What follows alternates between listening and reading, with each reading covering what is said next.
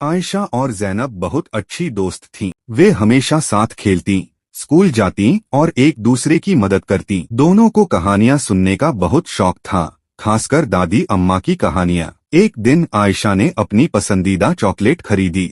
जैसे ही वह उसे खाने लगी, उसने देखा कि जैनब चुपचाप बैठी थी। उसकी आंखों में हल्की सी उदासी थी।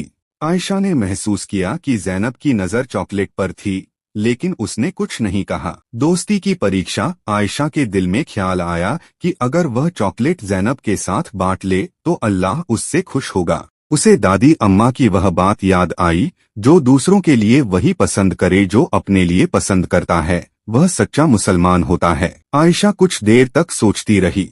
एक तरफ उसका दिल कह रहा था कि चॉकलेट उसकी पसंदीदा है, लेकिन दूसरी तरफ जैनब की मायूसी उसे परेशान कर रही थी। आखिर उसने मुस्कुराकर जैनब की ओर चॉकलेट बढ़ा दी।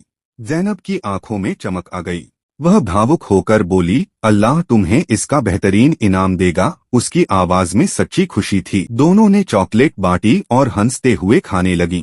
दादी अम्मा की सीख। शाम को जब दोनों दादी अम्मा के पास गईं और उन्हें सारा किस्सा सुनाया, तो दादी अम्मा की आंखों में प्यार छलक आया। उन्होंने आयशा को प्यार से गले लगाते हुए कहा, बेटा तुमने बहुत अच्छा किया, क्योंकि रसूल अल्लाह ने फरमाया, मुसलमान वह है जो अपने भाई के लिए वही पसंद करे जो अपने लिए पसंद करता है। बुखारी।